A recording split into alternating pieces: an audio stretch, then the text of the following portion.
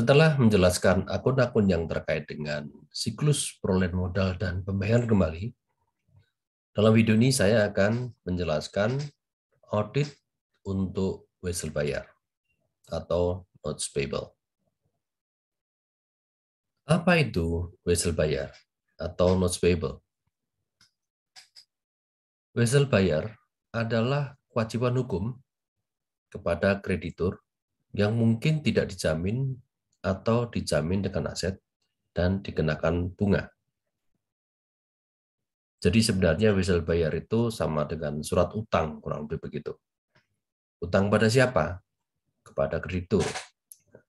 Yang kreditur bisa juga dalam wujud bank. Dan wesel bayar itu bisa pakai jaminan maupun tidak pakai jaminan. Tetapi ini dikenakan bunga. Jadi harap dibedakan notes payable dengan accounts payable. Kalau accounts payable itu utang dagang. Tapi kalau notes payable itu surat utang. Jadi sengaja klien mengajukan utang misalnya kepada bank. Nah, wesel bayar diterbitkan untuk jangka waktu antara 1 bulan sampai dengan 1 tahun. Dan itu disebut juga sebagai wesel bayar jangka pendek. Tapi ada juga wesel bayar jangka panjang. Ini tentunya lebih dari 1 tahun. Wesel diterbitkan untuk tujuan yang berbeda. Dan properti yang dijaminkan itu bisa mencakup berbagai macam aset. Misalnya surat berharga, piutang, inventory atau persediaan, dan aset tetap. Pembayaran pokok dan bunga wesel harus dilakukan sesuai dengan ketentuan perjanjian pinjaman. Jadi surat utang ini ada perjanjiannya yang di dalamnya mengatur mengenai jadwal pembayaran pokok dan bunga. Untuk pinjaman jangka pendek, pembayaran pokok dan bunga biasanya hanya diperlukan pada saat pinjaman jatuh tempo. Untuk pinjaman lebih dari 90 hari, wesel biasanya meminta pembayaran bunga bulanan atau triwulanan. Nah, itulah yang menjadi definisi dari notes payable atau dalam bahasa kita adalah wesel bayar.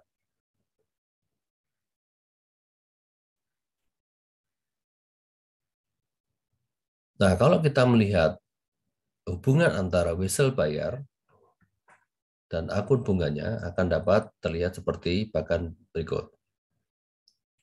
Jadi Anda bisa lihat bahwa terkait wesel bayar itu setidaknya ada 4 akun ya. Pertama akun notes payable itu sendiri, kemudian cash in bank, lalu interest payable dan interest expense. Di sini dalam bagian T ini terlihat bahwa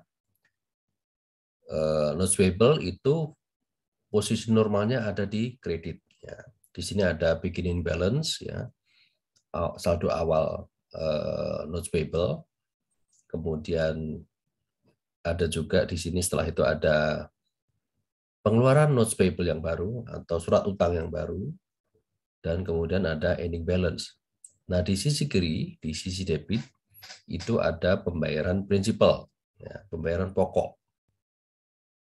Nah, akun notes payable itu punya kaitan dengan cash in bank, yang berkaitan dengan uang masuk karena pengeluaran surat utang baru dan uang keluar karena pembayaran.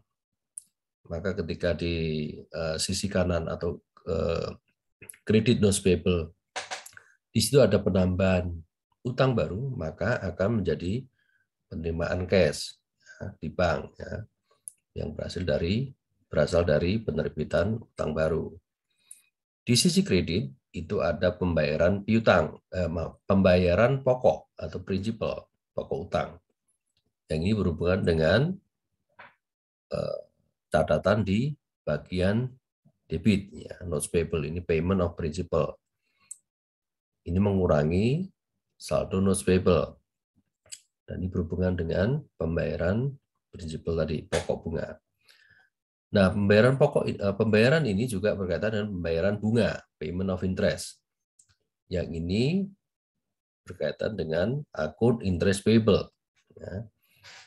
Di sisi pembayaran itu di sisi kredit untuk cash-nya. Nah, untuk interest payable itu ada di sisi kiri atau debit, ya, yang berarti pengurangan interest payable atau bunga terutang. Itu di sisi debit. Di sisi kredit itu tercatat ada beginning balance untuk interest payable-nya, kemudian interest expense, ini yang dibayarkan, dan ending balance. Ya. Nah, interest expense ini berkaitan dengan biaya bunga yang dibayarkan. Ya. Dan ini berkaitan dengan sisi debit untuk interest expense. Jadi kurang lebih begitu untuk bisa memahami bagaimana hubungan akun wesel bayar dengan akun yang lain.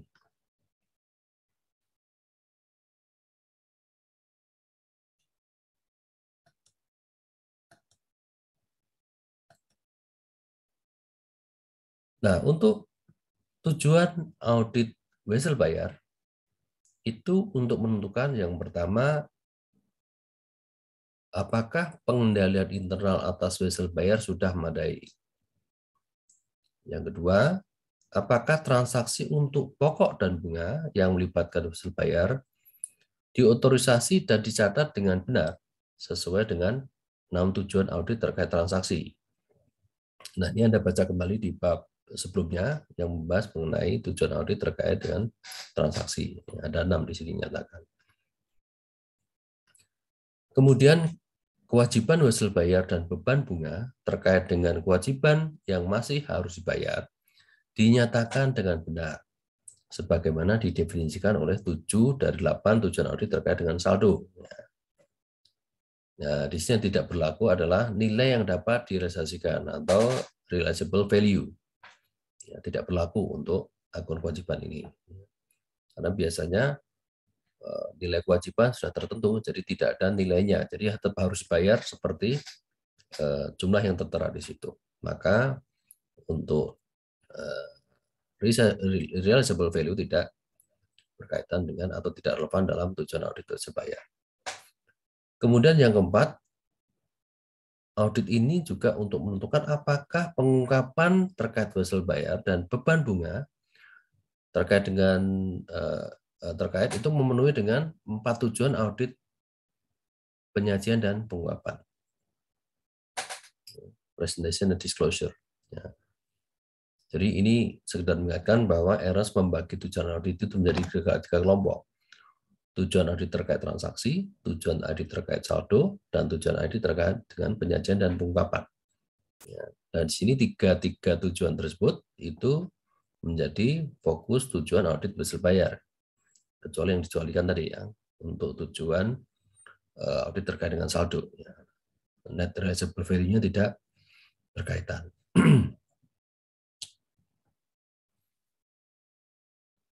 Nah, pertama coba kita lihat untuk pengendalian internal. Di sini ada 4 tujuan audit pengendalian internalnya. Pertama, bahwa otorisasi yang tepat untuk penerbitan wesel baru. Kemudian pengendalian yang memadai atas pembayaran kembali pokok dan bunga. Yang ketiga, dokumen dan catatan yang tepat. Dan yang keempat, adanya verifikasi yang independen secara berkala. Nah, kita coba bahas yang pertama, terkait dengan otorisasi yang tepat untuk penerbitan wesel baru. Jadi di sini pengendaliannya adalah bahwa penerbitan wesel baru itu harus dipegang oleh Dewan Direksi atau personel manajemen tingkat tinggi. Jadi tidak bisa sembarangan, namanya mengeluarkan surat utang atau membuat keputusan untuk utang kepada pihak lain, maka itu harus diputuskan di level tinggi. Kemudian semua perjanjian pinjaman itu ditandatangani oleh pejabat yang berwenang. Ini sebenarnya konsekuensi adalah tadi tidak bisa sembarangan tadi. Ini harus mempertimbangkan otorisasi. Ya. yang dibuktikan dengan tanda tangan. Nah, ya di situ pejabat yang berwenang itu menentukan berapa jumlah yang mau dipinjam, kemudian juga terkait tingkat bunga yang mau dibayarkan, jangka waktu pembayaran, dan aset yang dijaminkan. Nah, itu perlu otorisasi. Lalu ketika ada pembaruan wesel, itu harus tunduk pada prosedur otorisasi yang sama, ya, sama seperti menerbitkan wesel baru. Itu yang pertama, terkait dengan otorisasi yang tepat untuk penerbitan wesel baru. Kemudian untuk pengendalian internal selanjutnya itu berkaitan dengan pengendalian yang memadai atas pembayaran kembali pokok dan bunga. Nah, untuk bayar saja juga ini juga perlu diperhatikan adanya pengendalian internal. Jadi pembayaran bunga dan pokok secara berkala itu harus tunduk pada pengendalian dalam siklus akuisisi dan bayaran. Ini ada kebijakan di perusahaan biasanya. Saat wesel diterbitkan, Departemen Akuntansi harus menerima salinan wesel tersebut, seperti hanya menerima faktur vendor dan laporan penerimaan barang. Jadi ini seperti transaksi yang lain, salinannya harus diterima oleh Departemen Akuntansi untuk dicatat. Kemudian Departemen Hutang Usaha harus secara otomatis menerbitkan cek atau transfer dana elektronik untuk wesel tersebut pada saat jatuh tempo. Otomatis, ya, artinya apa? Supaya tidak nunggak gitu. Karena pada saat jatuh tempo, kan biasanya wesel itu sudah ditentukan kapan ini jatuh tempo. Ya, ketika tanggalnya sudah tiba, maka Departemen Hutang harus menerbitkan cek atau transfer data elektronik untuk membayar wesel baru. Nah, ini sama dengan cara yang digunakan ketika menyiapkan pembayaran untuk pembelian barang dan jasa. Lalu salinan catatan itu juga menyediakan dokumentasi pendukung untuk pembayaran. Oke, yang ketiga, bahwa dokumen dan catatan itu harus tepat. Nah, ini pengendalian internal yang ketiga untuk wesel bayar. Catatan tambahan dan pengendalian atas catatan kosong dan dibayar oleh orang berwenang. Ini juga harus dipertimbangkan di sini. Kemudian wesel yang telah dibayar harus dibatalkan, ya, dan disimpan di bawah pengawasan pejabat berwenang. Artinya supaya tahu ini ada surat-surat utang yang sudah dibayar dan itu harus disendirikan, ya, dibatalkan. Maksudnya statusnya sudah dibayar dan disimpan di tempat yang khusus. Supaya apa? Supaya tidak terjadi pembayaran ganda. Ya. Kalau sudah dibayar, sudah harus disimpan dan dibatalkan istilahnya. Lalu yang terakhir terkait dengan verifikasi independen secara berkala. Secara berkala, catatan rinci wesel harus direkonsiliasi dengan buku besar dan dibandingkan dengan catatan pemegang wesel oleh seorang karyawan yang tidak bertanggung jawab untuk memelihara catatan kunci. Ini pemisahan tugas ya antara yang merekonsiliasi dengan yang mencatat. Itu harus dipisah. Dan ini dinyatakan bahwa pengendalian internalnya harus berkaitan dengan rekonsiliasi secara berkala, ya, mencocokkan antara buku besar ya, dengan catatan pemegang wesel. Nah, pada saat yang sama, orang independen harus menghitung ulang beban bunga atas wesel untuk menguji keakuratan catatan. Jadi karena bunga itu biasanya ditentukan persentase tertentu, maka pembayaran harus diuji kembali, benar tidak sesuai dengan perjanjian. Kalau 5% atau 5,5% ya harus seperti itu, 5,5% atau 5%. Tidak lebih, tidak kurang. Itu pengamanannya, pengamanan untuk wesel bayar.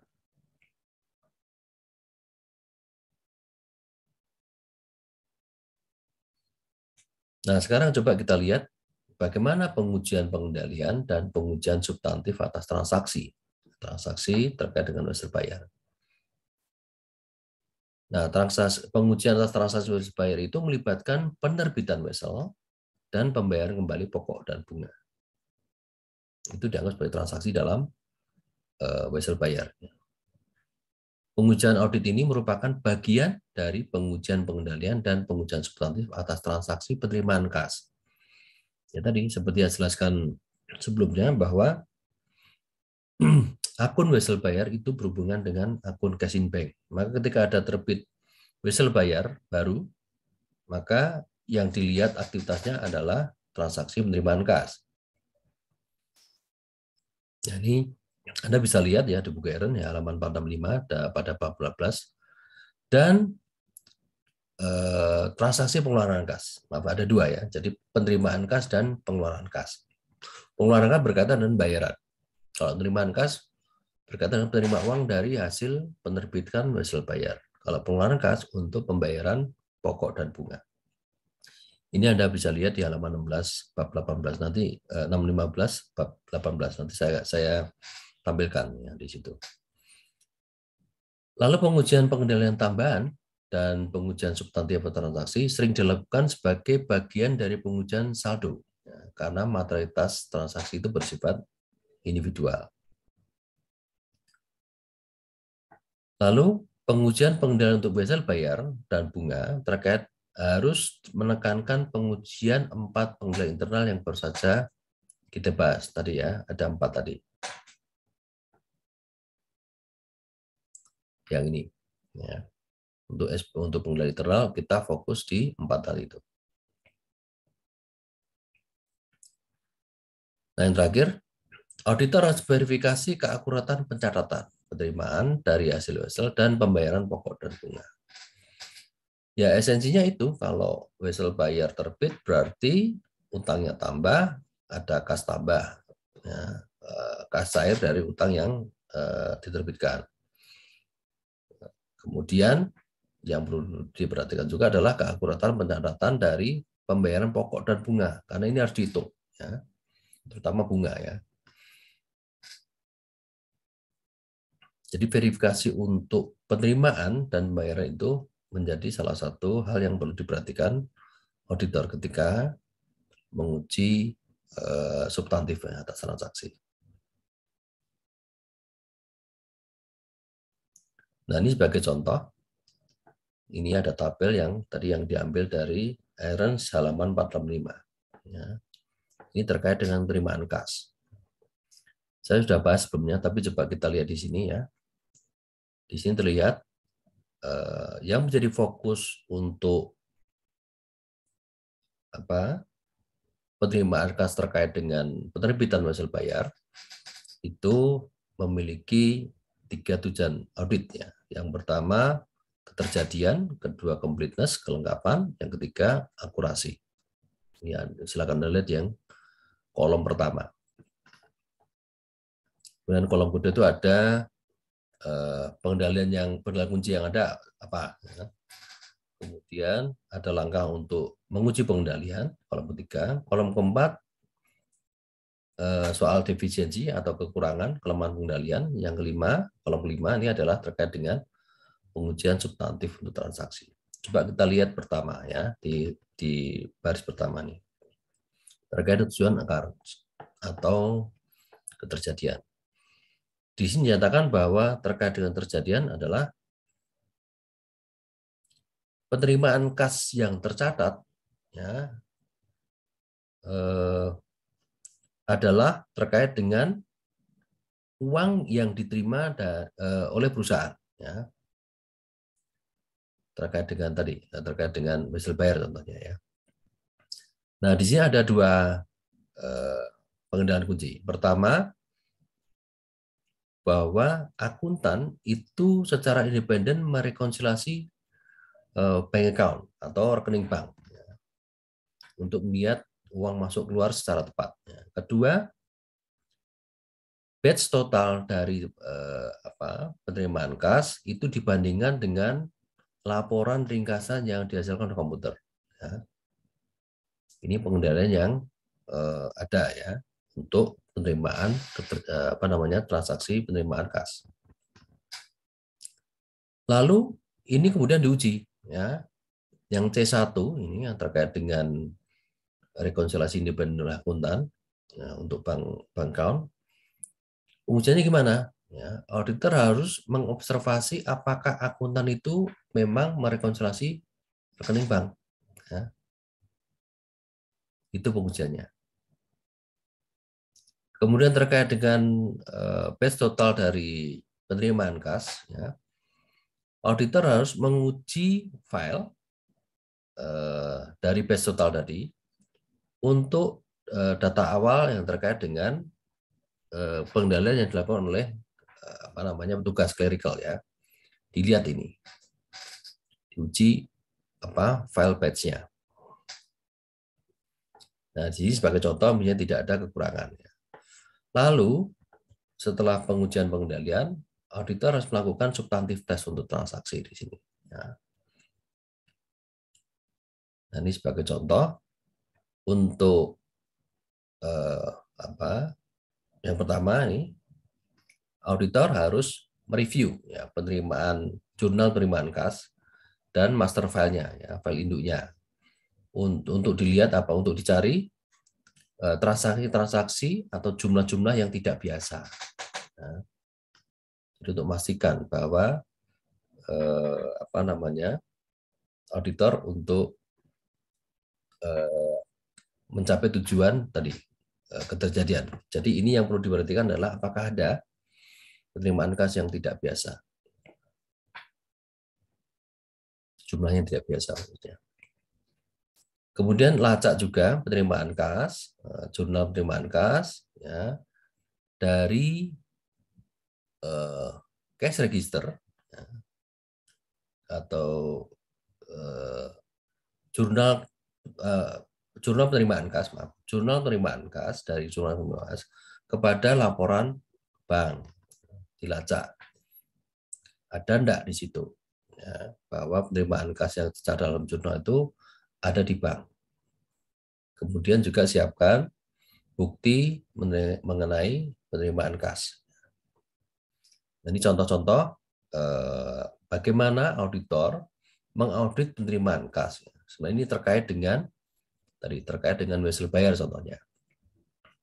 Nah, Anda nanti juga bisa lihat nih di halaman 465 selanjutnya terkait dengan bagaimana untuk memenuhi tujuan audit terkait dengan kelengkapan, ya, lalu akurasi. Di sana sudah dijelaskan. Anda nanti juga bisa membaca di slide yang saya bagikan.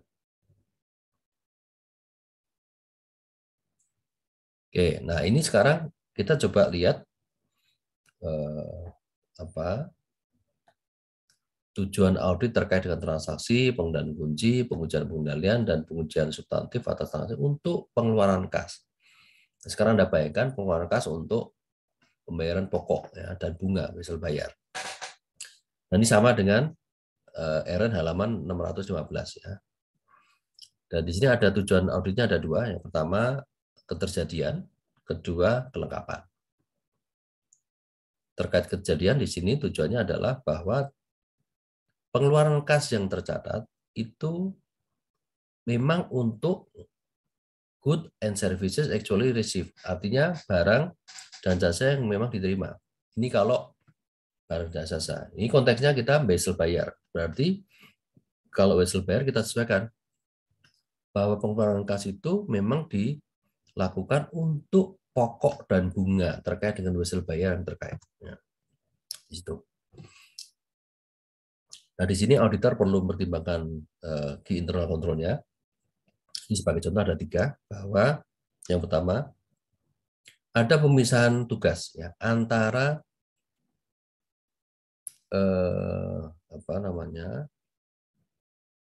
bagian utang usaha atau notes payable, ini kemudian contohnya, dan orang-orang yang menandatangani cek, ya, membayar atau otoritas untuk mengeluarkan dana secara elektronik.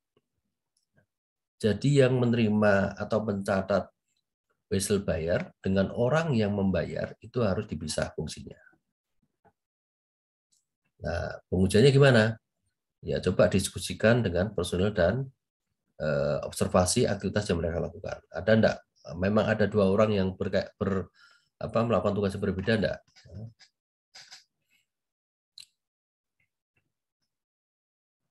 Nah, di sini ada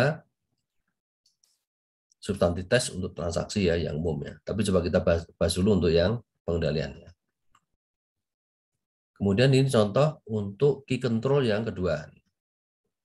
Dokumen pendukung ya, itu telah diuji ya, sebelum ditandatangani. Ya. Sebelum menandatangani cek ya, atau transfer elektronik ya, transfer dana secara elektronik ya, oleh orang yang memiliki otorisasi, memiliki wewenang. Jadi sebelum membayar pokok dan bunga, maka ceknya harus ditandatangani oleh orang yang berwenang. Dipastikan tidak sembarangan orang bisa tanda tangan atau mengeluarkan cek. Pengujiannya gimana? Yang diskusikan ya dengan orang-orang dan personil terkait dengan ditambah dengan observasi terkait dengan aktivitas yang mereka lakukan. Kemudian pengendalian yang ketiga, persetujuan pembayaran ya, terkait dengan dokumen yang akan dibayar menjadi dasar pembayaran itu diberikan ketika cek itu ditandatangani. Ya. Jadi harus dihadirkan buktinya mana, tagihannya atau mungkin bukti bahwa ini memang harus dibayar. Ya. Jadi penandatangan cek harus tahu dulu ini sebesar nilai sekian yang dalam cek ini dukungannya mana, ya, supaya tahu bahwa memang yang ditulis untuk cek itu terkait dengan pembayaran yang mau dilakukan. Nah, ini pengujiannya adalah dilihat indikasi dari persetujuan itu.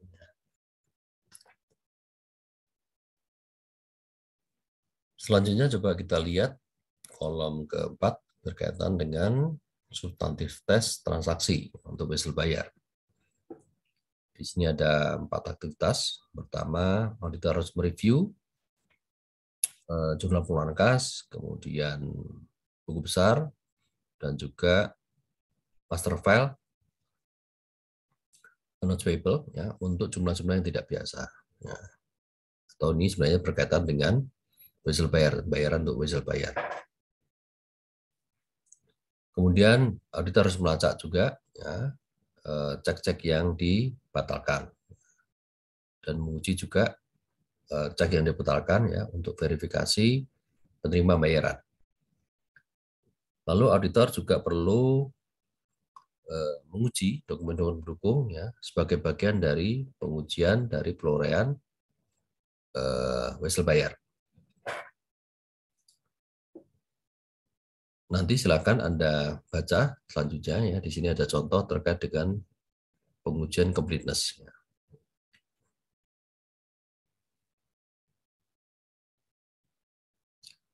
Nah, selanjutnya untuk prosedur analitis substantif ya, terkait dengan wesel bayar.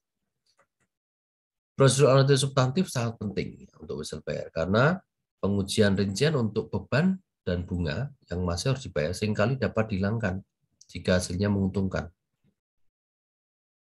Nah, di sini ada contoh tabel yang berisi prosedur analitis substantif dan possible misstatement yang mungkin bisa diungkap dari prosedur itu. Contoh yang pertama, ya, recalculate atau hitung kembali biaya bunga dengan berdasarkan bunga rata-rata, ya, dan juga secara keseluruhan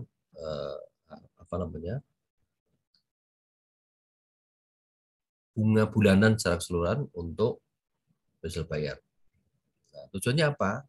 Ini untuk mengungkap kemungkinan adanya salah satu dari biaya bunga atau accrued interest atau utang bunga yang harus dibayar atau penghilangan dari outstanding notes payable atau surat utang yang sebenarnya masih belum dibayar. Ya.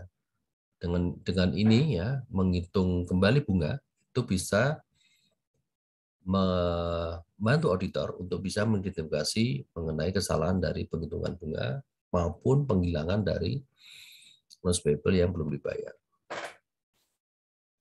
Nah, yang kedua ini bandingkan individual notes outstanding ya, atau wesel bayar masih outstanding secara individual dengan tahun lalu. ya, dibandingkan satu persatu. Ya. Di sini juga akan bisa mengungkap ya, adanya penghilangan atau salah saji terkait dengan notes payable atau wesel bayar. Yang ketiga, bandingkan total saldo untuk wesel bayar, bunga, biaya bunga, dan juga bunga yang harus dibayar dengan tahun sebelumnya. Ya. Ini gunanya untuk mengidentifikasi beban bunga dan bunga yang harus dibayar, ya, termasuk dengan notes payable-nya. Nah, di sini yang perlu diperhatikan bahwa prediksi independen auditor atas beban bunga dengan menggunakan rata-rata wesel bayar terutang dan suku bunga rata-rata membantu auditor dalam menguasai kewajaran beban bunga dan juga menguji wesel bayar yang dihilangkan. Ada enggak itu? Nanti akan bisa terbantu dengan melakukan prosedur analisis ini.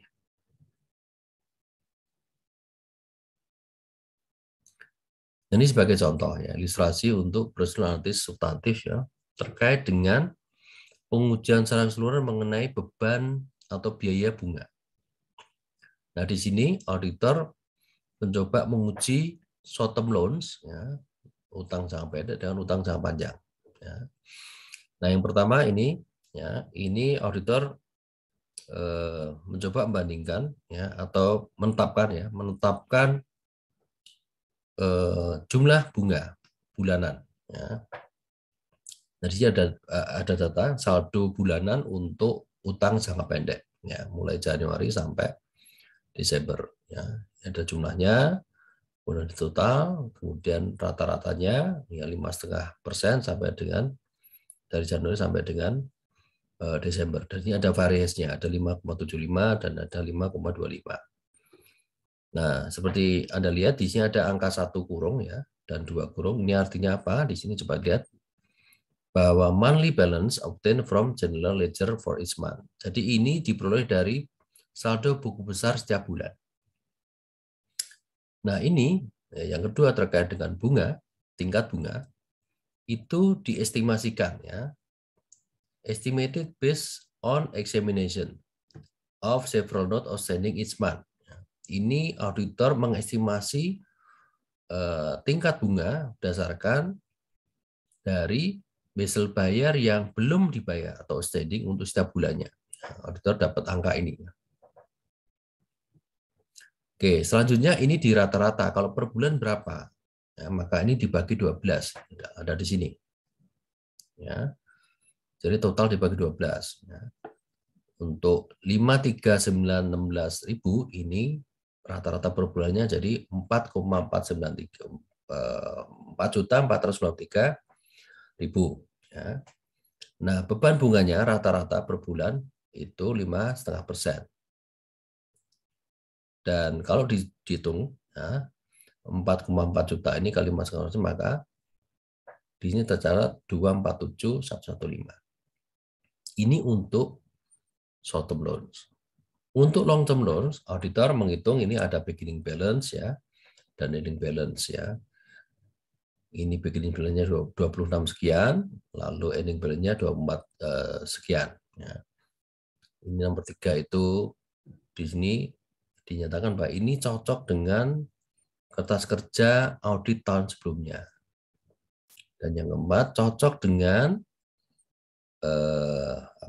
buku besar dan neraca saldo untuk 31 Desember 2016. Nah, kalau auditor ini dijumlahkan lalu dirata-rata.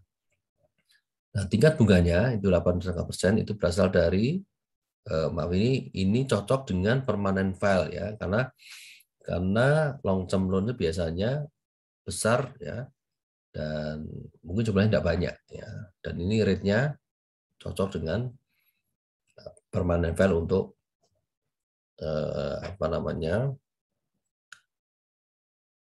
utang jangka panjang ya.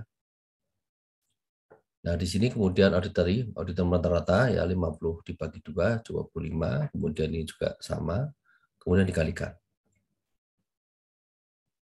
Ya. Nah, di sini auditor lalu menjumlahkan ya. 247 ditambah 2,152 200 ya. Maka ketemu ekspektasi auditor untuk interest expense 2.399,315. Maaf. 2.399.315. Lalu auditor bandingkan angka ekspektasi ini dengan yang tercatat di dalam buku besar 2408642. Beda sih, ya, tapi sedikit ya. Ini bedanya 9.327. Nah, simpulannya apa? Bahwa interest expense itu sepertinya atau auditor menganggap ini sudah fairly stated ya. Kalaupun beda itu tidak material lah, 0,04% saja. Kira-kira begitu. Nah, ini contoh auditor banding-bandingin ya.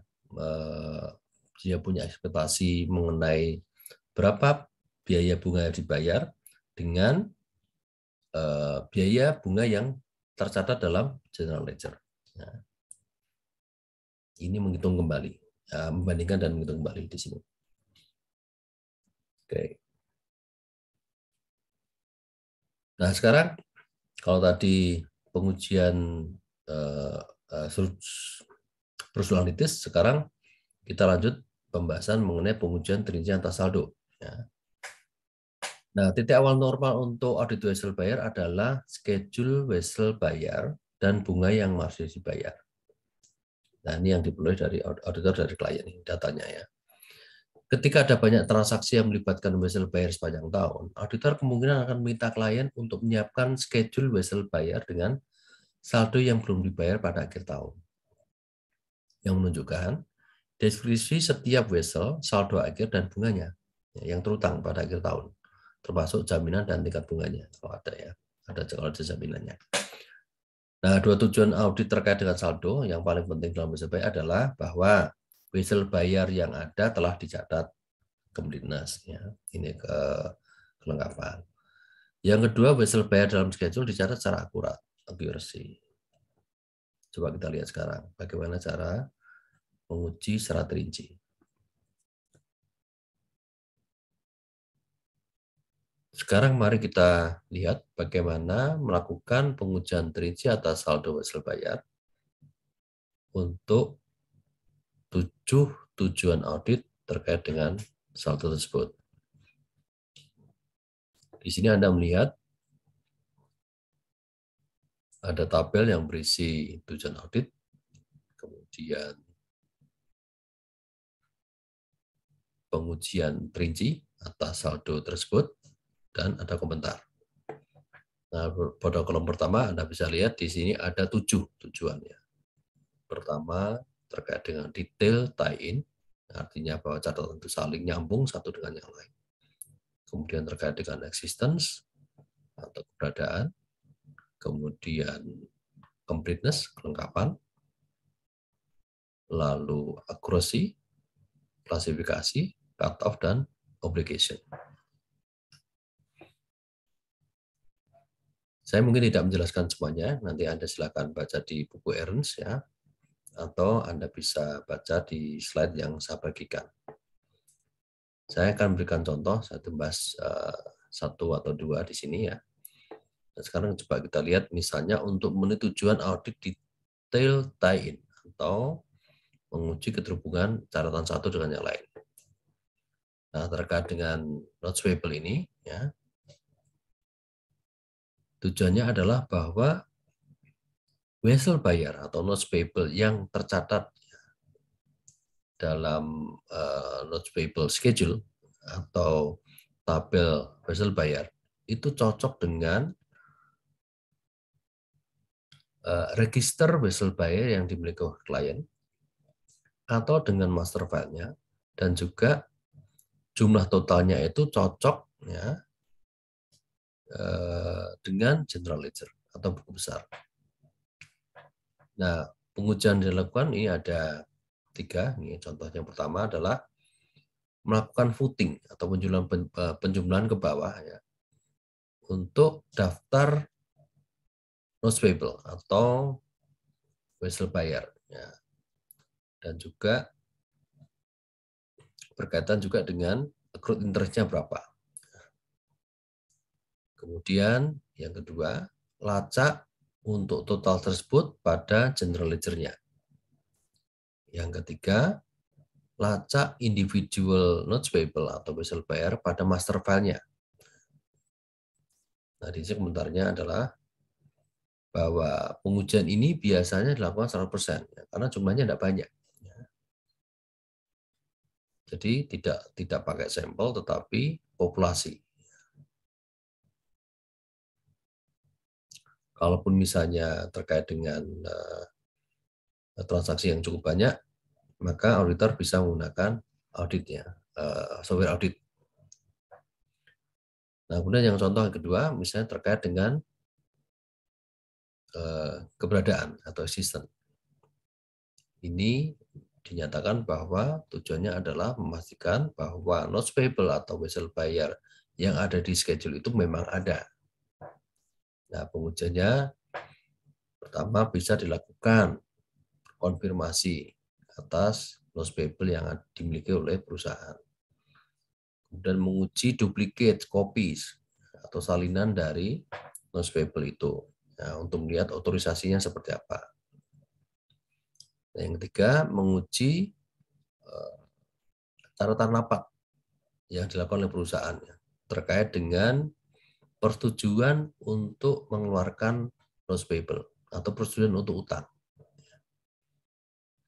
Nah, di sini yang perlu diperhatikan komentarnya adalah berkaitan dengan fakta bahwa tujuan audit untuk keberadaan ini sebenarnya tidak sepenting ya untuk completeness dan accuracy. Ya. Tapi tetap harus dilakukan. Oke, sekarang coba kita lihat ya untuk completeness ya.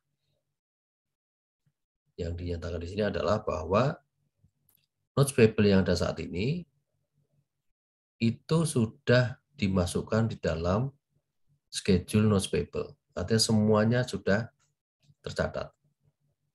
Nah, pengujiannya ini ada 3 nih. Misalnya yang pertama, lakukan pengujian ya, terhadap pembayaran notes payable setelah akhir tahun ya, untuk menentukan apakah pembayaran itu dilakukan pada notes atau wesel bayar yang memang menjadi utang pada saat tanggal neraca. Kedua, auditor dapat juga memperoleh standar bank account confirmation, konfirmasi dari bank ya, yang mencakup misalnya di sini adalah terkait dengan referensi yang khusus yang berkaitan dengan keberadaan dari wesel bayar tersebut. Ya. Kemudian yang ketiga, auditor juga dapat melakukan review ya, atas rekonsiliasi bank ya, untuk wesel bayar yang baru ya, yang berkaitan dengan bank. Ya. Nah, di sini yang perlu diperhatikan adalah bahwa tujuan ini penting ya untuk mengungkap ya, baik error ataupun fraud. Nah, 3 prosedur tersebut itu dilakukan untuk sebagian besar audit terkait dengan notes payable atau wesel bayar. Nah, prosedur tambahan juga bisa dilakukan untuk mencari penghilangan utang ya, yang mungkin terjadi sebagai akibat dari pengendalian yang jelek. Nah, kira-kira itu yang bisa kita lakukan ya, sebagai contoh ini ada 3 ya tadi.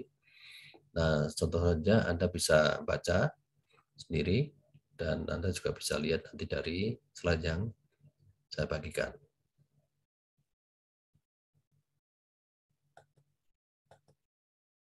Dan ini ada schedule ilustrasi pengujian terinci saldo. Ya, ini perusahaan XYZ yang notes payable-nya per 31 Desember 2016. Nah, ini ada daftar kreditur ya, yang mengeluarkan yang beri pinjaman dan nanti akan menerima uang ketika ini dibayar. Ya. Pertama ada First National, Second National, dan Third National Bank. Ya, ini utangnya dibuat untuk tanggal-tanggal ini ya, jujurnya ini. Ya. Kemudian face amount or note, ya, dia utangnya 3 kali masing-masing 10.000. Totalnya 30.000. Nah di sini ada security, ini jaminan ya. Jaminan untuk 1.000 itu berupa investment ya 1.500 ya. Kemudian investment juga yang kedua 16.000 dan yang ketiga fixed set 22.000. Totalnya 53.000. Dan ini ada beginning balance ya. Kebetulan terkait dengan investment ya. Ini sudah dicocokkan ya.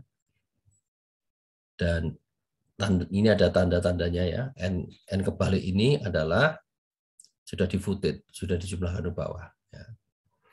Dan satu ini sudah di-trace ke atau dilacak ke audit schedule tahun sebelumnya. Oke, ini posisi utang utang perusahaan notes payable ya kepada 3 bank ini. Lalu di bawahnya ini ada perhitungan nih terkait dengan notes-nya berapa ya, pokoknya berapa dan juga interest-nya berapa. Nah, di sini schedule-nya untuk ketiganya itu ya, untuk ketiga tadi utang tadi. Ini kebetulan kalau kita lihat ini due date-nya tanggal 30 September 2016. Maka ini yang pertama itu sudah dibayar ya. Dibayar sehingga endingnya untuk periode 2016 0, rate-nya 4,75. Ini dibayar pada saat major ya, jatuh tempo. Ya. Dan accrued at beginning of period. Ini maksudnya di awal tahun dia punya bunga yang belum dibayar. Ya. Lalu bunga sepanjang tahun ini ya, totalnya 475 dan sudah dibayar. Sehingga saldo akhirnya 0. Begitu juga yang kedua dan ketiga ini ya, ada masing-masing 10.000. Ini ada penjelasan 2 itu artinya telah direview ya, dan direview dari permanent file yang sudah cocokkan. Nah, ini belum ada pembayaran ya karena jatuh temponya di tahun berikutnya ya, 31 September 2017 dan tanggal 31 Oktober 2017 masih belum ada bayaran ya. Ini masing-masing bunganya 5 ya. Dan ini terhitung, yang dihitung adalah karena ini terjadi di 2016, maka di awal tahun ini tidak ada accrued ya. Tidak ada beban bunganya ya yang dihitung karena terjadi di pertengahan tahun. Nah, yang dihitung adalah sepanjang tahun yang mulai dari notes payable-nya dikeluarkan itu sampai akhir tahun masing-masing bunganya dihitung 125 dan 84. Dan ini belum dibayar ya. Sehingga accrued at end of period ya, sampai akhir tahun, maka yang belum dibayarkan adalah 125 dan 84 ini. Ya perlu diingatkan bahwa pembayaran ini pada saat maturity ya, bukan akhir tahun ya. Karena maturity-nya ini di 2017, maka di sini belum dibayar, tidak ada pembayaran ya. Maka yang dihitung adalah yang terutangnya saja. Ini jumlahnya 209 dan ini sudah di cross foot ya, sudah dijumlahkan ke bawah. Dan ini ada cross foot. Cross foot berarti dijumlahkan dari kiri ke kanan. Foot itu dari ke atas ke bawah ya, dan cross foot itu dari kiri ke kanan. Ini ada tanda N dan sebagainya. Oke, nah dari sini tata kerja ini atau schedule ini auditor dapat ya mencocokkan kembali ya, atau melihat daftar utang yang dibayarkan, dibuat ya, notes payable beserta dengan riwayat bunga yang terutang dan bunga dibayarkan, termasuk juga pembayaran pokoknya kalau terjadi. Nah, dengan tanda-tandai 1 sampai 6 ini termasuk dengan kode ini, auditor berarti sudah mengecek satu persatu. Kira-kira demikian. Nah, ini yang bisa dilakukan auditor ketika mengaudit notes payable.